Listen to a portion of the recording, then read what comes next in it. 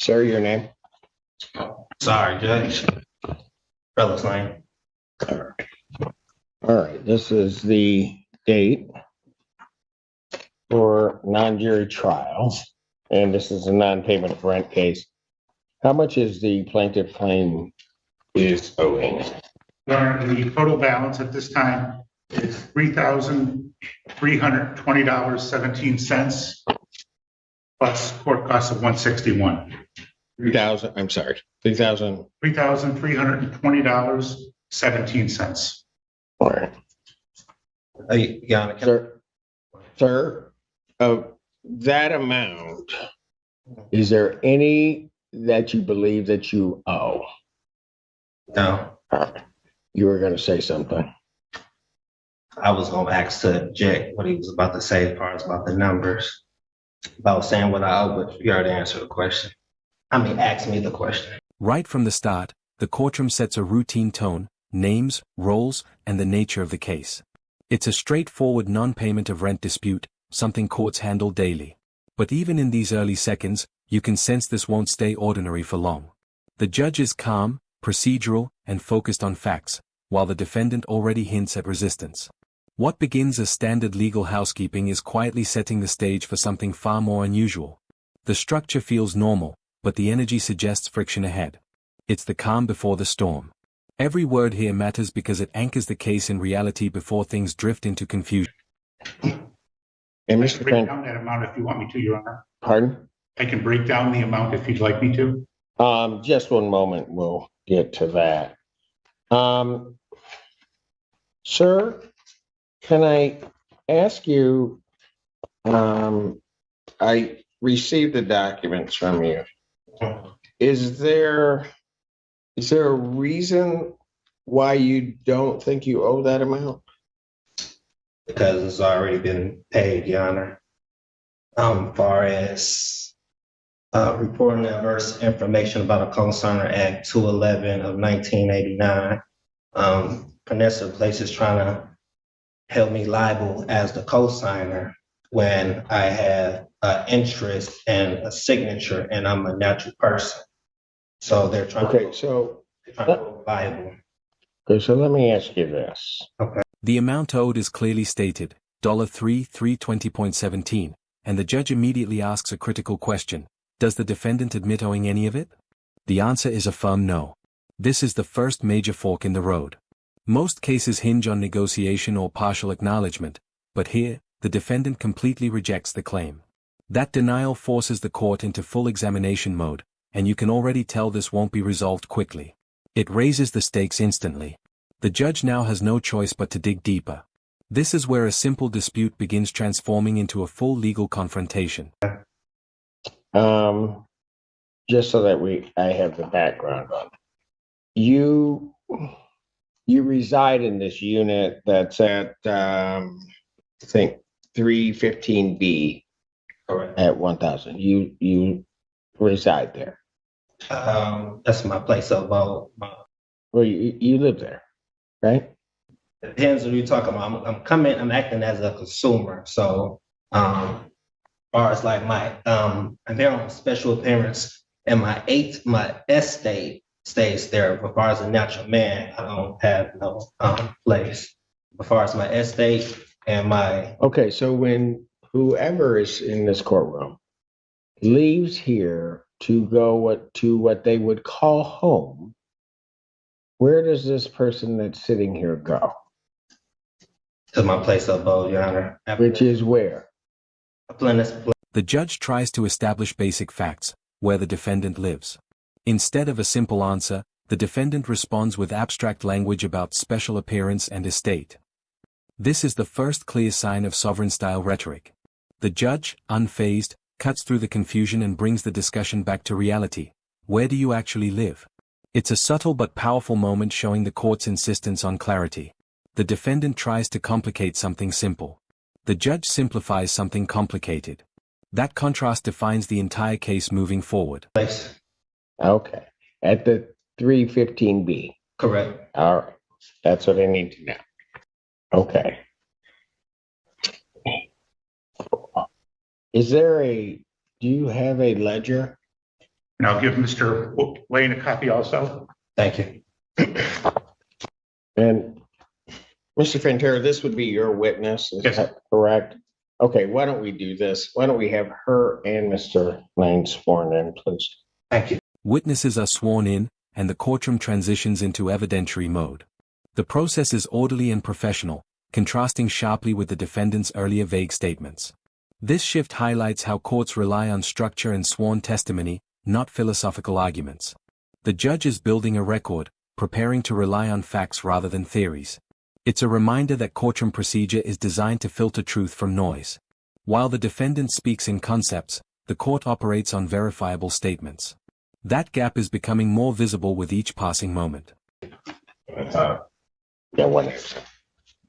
Right hand. Swear affirm the testimony you're about to give. Okay. I do. Raise your right hand. Do you solemnly swear or affirm the testimony you're about to give will be the truth, the whole truth, and nothing but the truth, so help you God? I do. Your Honor, could I give you real quick context on that? Yes, please. We had a previous case last summer where Mr. Lane received Sarah funds. And when we had The landlord's side begins laying out context, previous cases, rental assistance, and payment history. This is crucial because it establishes a timeline and credibility. The landlord isn't just claiming money, they're showing a documented pattern. Meanwhile, the defendant's earlier denial starts to look weaker against this structured narrative backed by records and prior proceedings. It's not just about this moment, it's about history. The court sees consistency on one side and confusion on the other. That imbalance is starting to shape the outcome already. had I have a copy, I have a case number, I have a copy of the unsigned copy of the COD. That was entered on September 9th. SOS paid his rent through September, and it left a small balance of, I think about $119, which we waived. So the balance, even though it doesn't show it on there because we didn't actually get the SOS check till sometime. The defendant introduces a confusing argument about giving his principal and not receiving consideration. The judge immediately flags this as unclear. This is a turning point where legal language is being misused.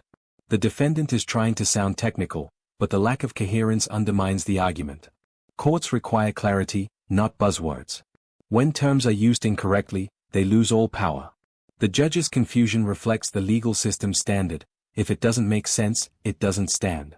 This is where the defense begins to unravel. Later, his rent at the end of September was $0.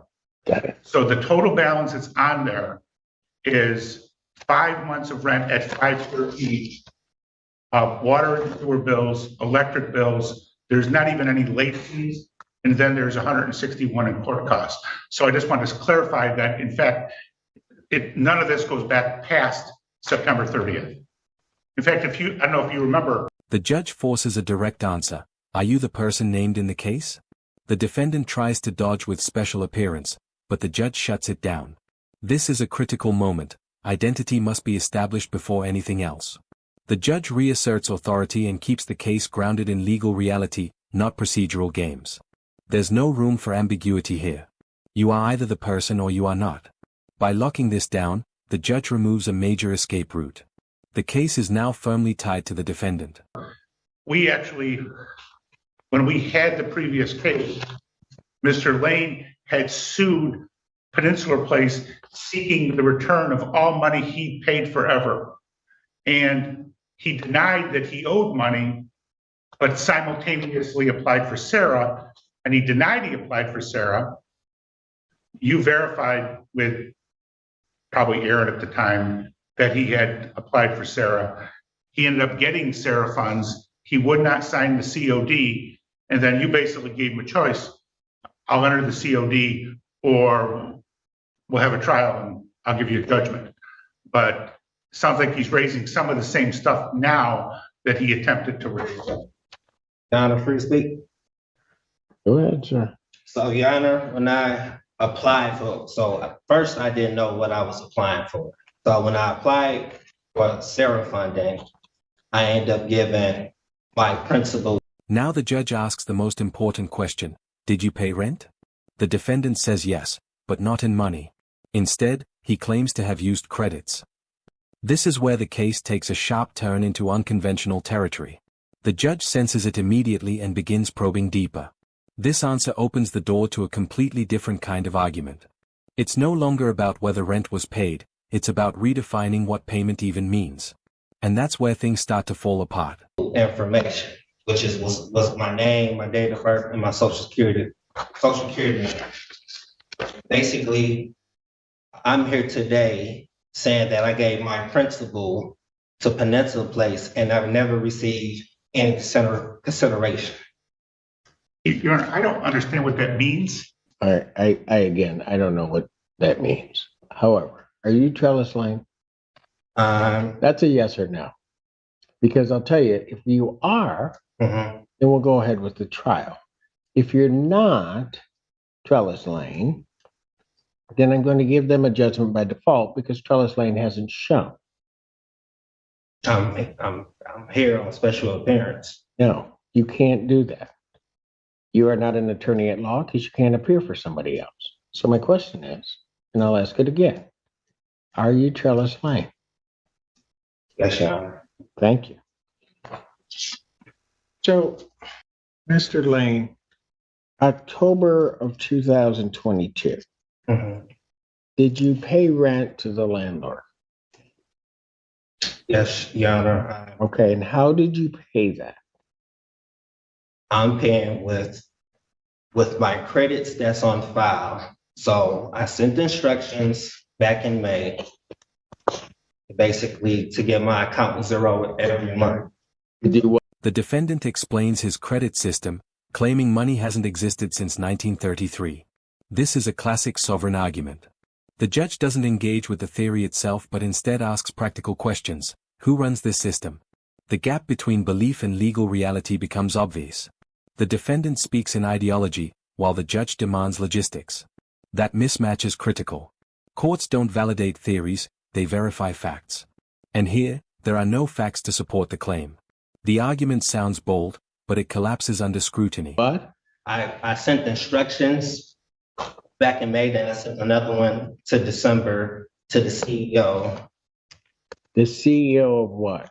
American Campus Communities. Saying it right. So he's seen my email, so he's aware of what's going on. Basically, like I say, I'm looking for consideration. I have not been getting no consideration, no adequate consideration. Your Honor, The landlord explains what actually happened. The defendant wrote payment instructions on bills and treated them like checks. This is the first concrete evidence of his method. It sounds elaborate, but legally it's meaningless. The court now has a clear picture of the supposed payment. What seemed abstract is now tangible and flawed.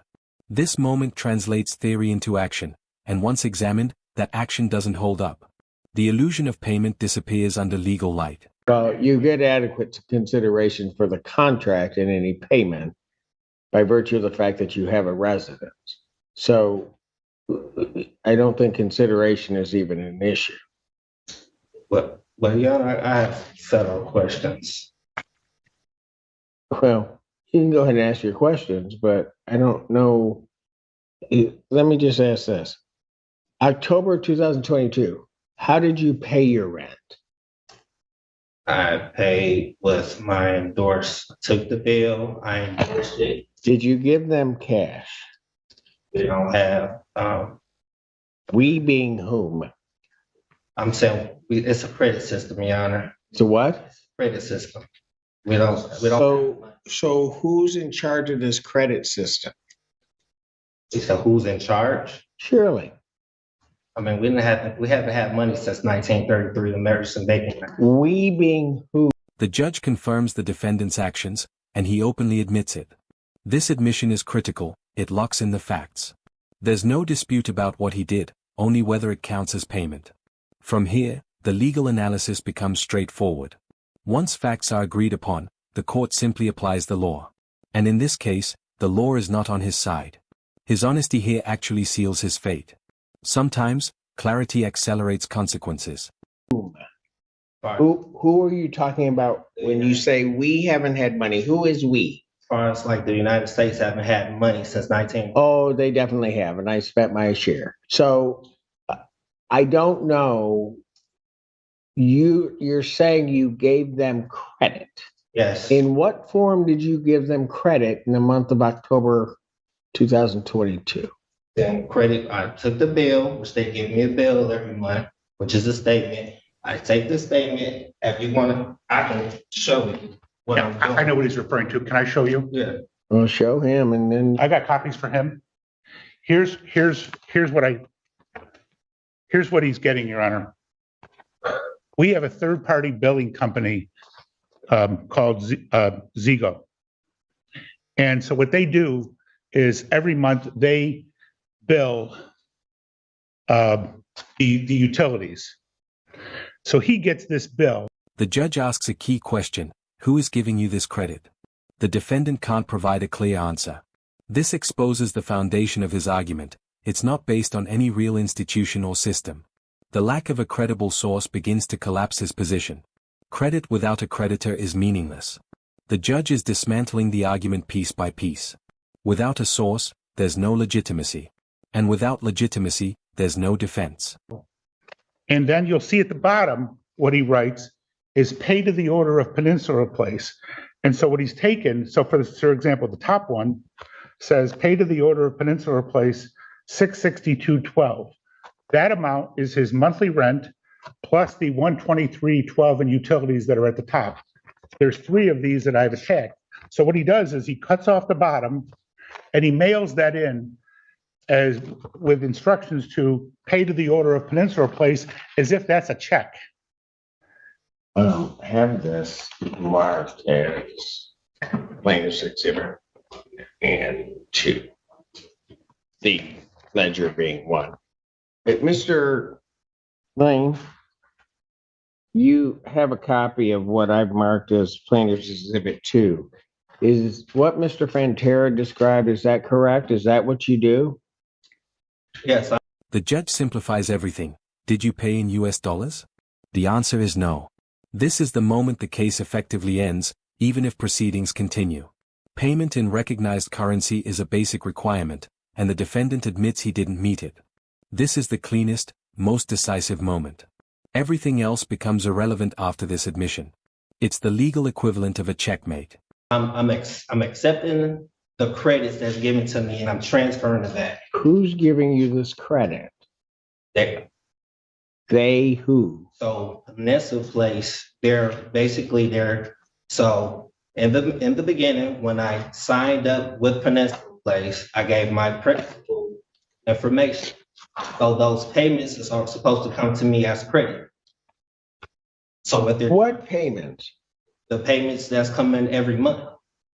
So those payments, they're trying to hold me liable for it, and I'm taking the credits that I'm receiving and dishing it back to them, to Peninsula Place. Who's giving you credit? You said who's giving me credit? Yeah. I have credit, Your Honor. I have a security interest In what? in this so-called contract with Peninsula Place. Okay.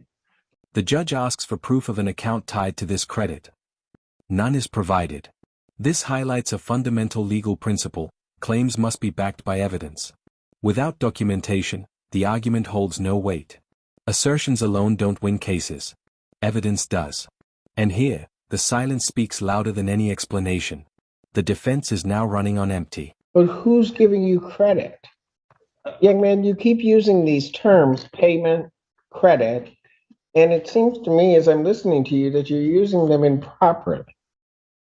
So my question is, have you paid anything to the plaintiff in US dollars or anything that evidences US dollars?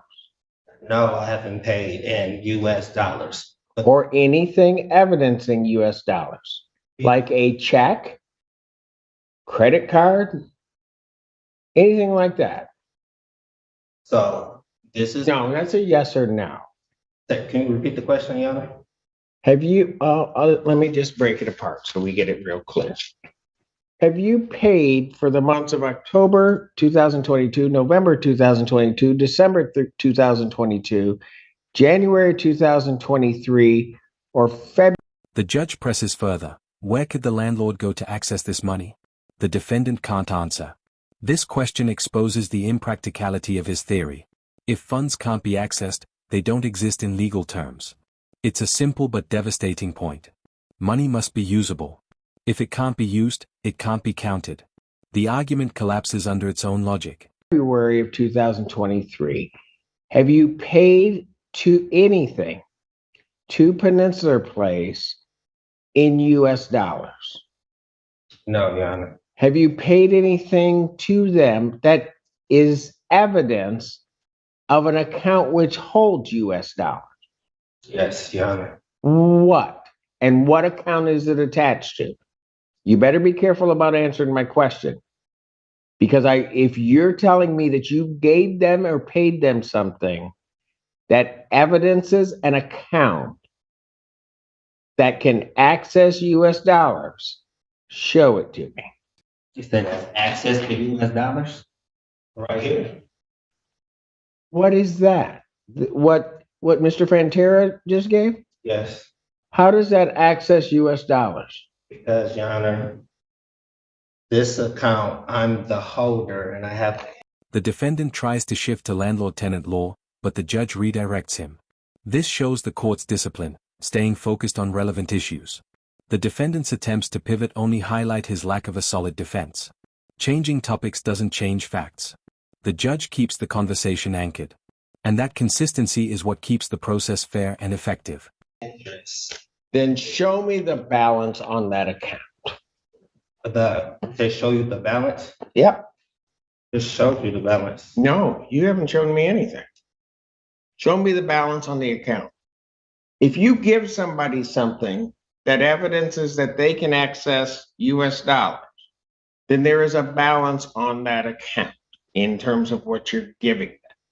Much as if somebody gave a check to them, they would be able to show the account for which they can then present that check and receive US dollars. Show me that account, Mr. Lane.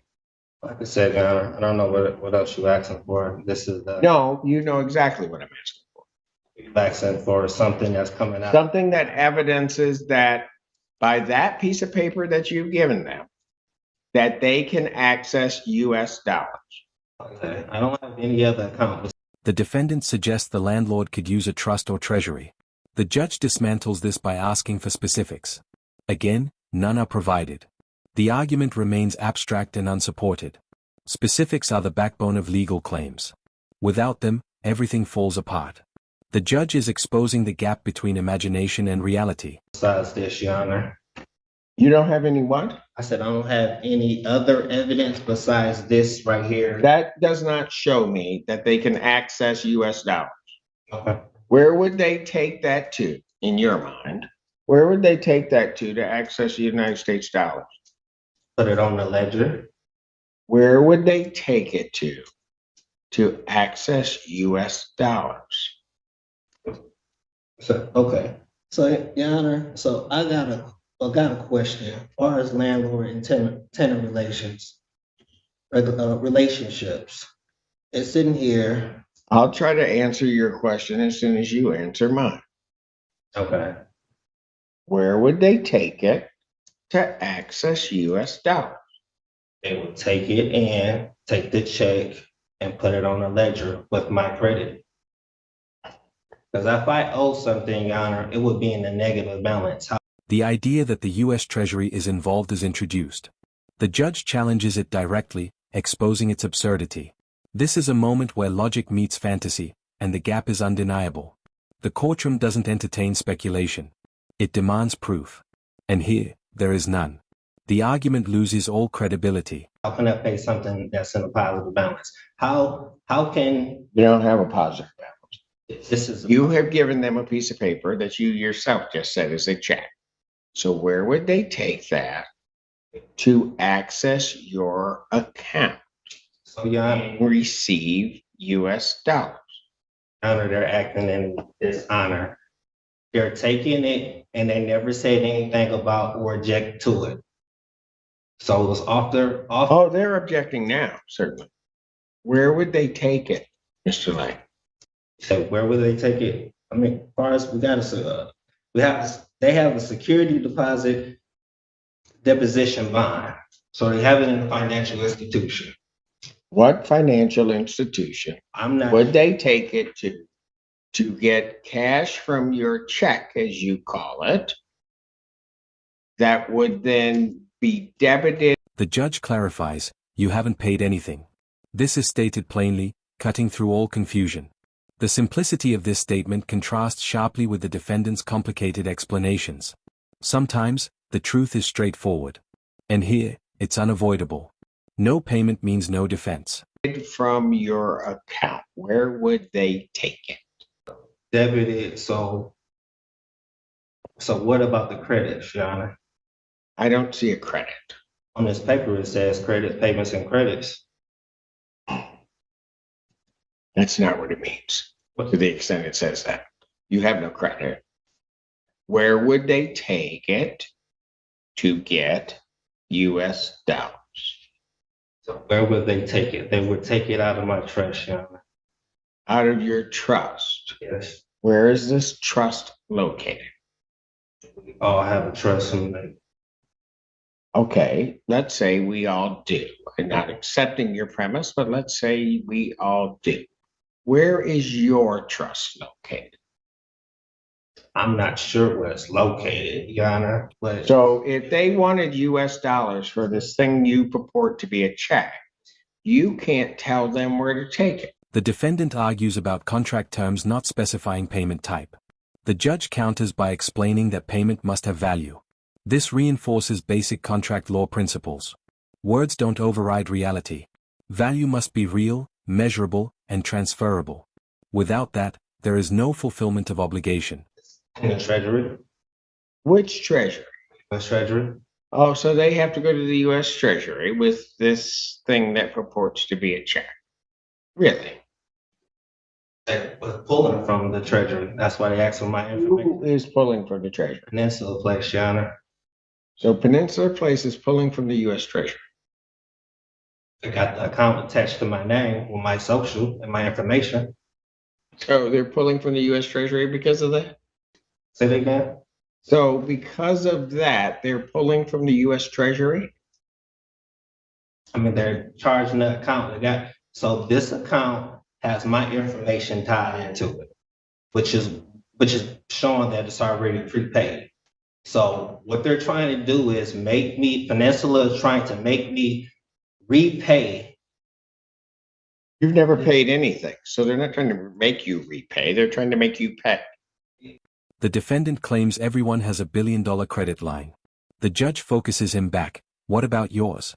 This isolates the argument and exposes its lack of personal evidence. General claims don't win individual cases. Proof must be specific. And here, there is none. Your Honor, so how did we get here if I never if I provided my information to Peninsula Place? We got here because you have never provided them anything Okay. to pay on this account in US dollars or anything evidencing US dollars. That's how we're here for 5 months. You haven't done that. Okay. So in the contract, it says payment and then specify what type of payment. I'm asking you, have you paid them in US dollars? No, payment credit. But you have no credit. Your Honor, this is evidence. Hold on. Okay. In order to pay in credit, if you will, you must have something that evidences a balance on that credit. The judge asks why she shouldn't rule against him. This is a direct invitation to present a valid defense. The defendant struggles, showing he has no legally sound argument. This is his chance, and he can't take it. That silence speaks volumes. I've already asked you once. Why not? I'll ask you again. Show me something that evidences the credit.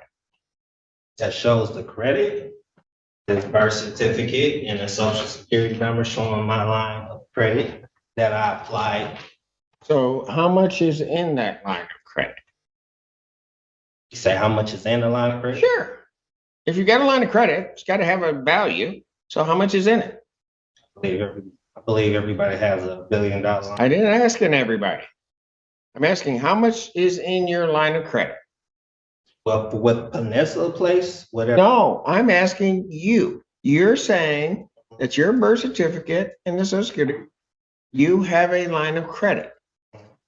I don't believe that to be the case, but what the heck? Let's ask you, how much is then in your line of credit? Not sure, Your Honor. So if you're not sure how much is in, The defendant cites consumer protection laws but can't explain how they apply. This is another misuse of legal language without substance. Laws must be relevant and correctly applied. Otherwise, they mean nothing in court. there, and you give them this thing that evidences, as you're saying, let's just take this 1 month of $662.12. You don't know if that can be subtracted from that credit you supposedly have. I'm believing at least $1 billion worth of credit, Your Honor. Oh, you have $1 billion worth of credit. We all have credit, Your Honor. Well, I'm not worried at this point about anybody else's credit. I'm worried about yours. You're saying you have $1 billion, but you have nothing that shows me that you have $1 billion worth of credit. Mhm. Mr. Lane, plaintiff is claiming that you owe them $3,320.17. Tell me every reason why I should not give them a judgment for that amount. That's going against Michigan Consumer Protection Act. What particular provision are you? The judge dismantles each claim: no waived rights, no security deposit, no violation. This systematic breakdown leaves the defense with nothing. One by one, every argument is removed. What remains is the core issue: unpaid rent. Claiming of the Michigan Consumer Protection Act?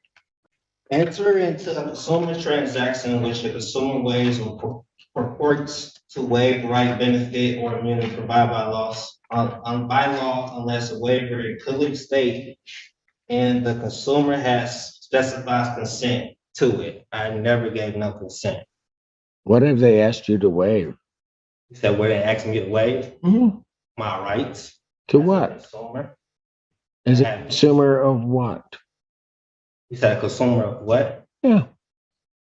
Of this contract, What rights did they ask you to waive?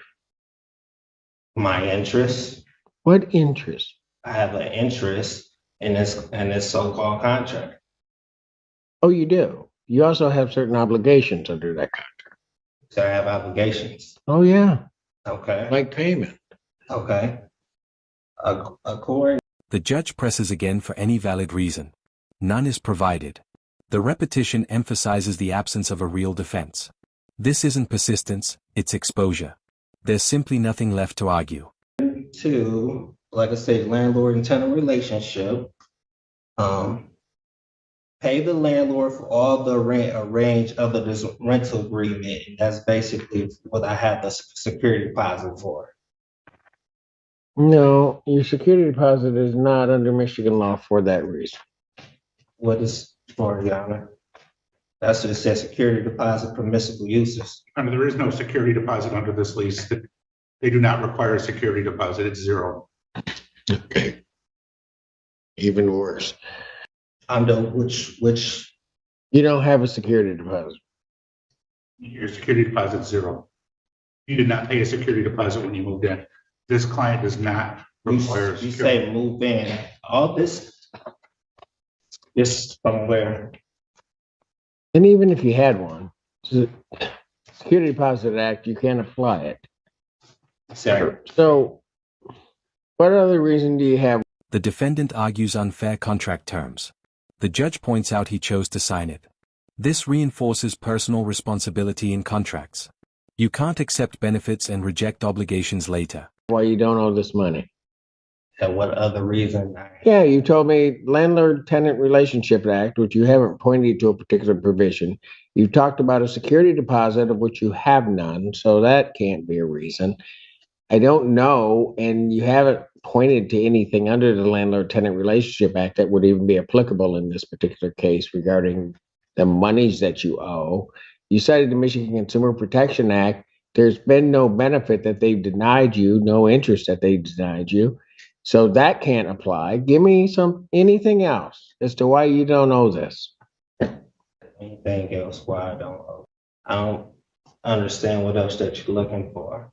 Like I said, I want you to tell me every reason why I should not say and give them a judgment for this, the $3,320.17 plus their cost. so Your Honor, I'm sorry, can you repeat that again? The judge explains consideration clearly, housing in exchange for rent. This is the core of the case, simplified. It cuts through all confusion and brings everything back to basics. Which part? You're saying, so house is not like a contract of adhesion that is more beneficial to Peninsula Place. I don't know what that meant. Explain what you're trying to say to me.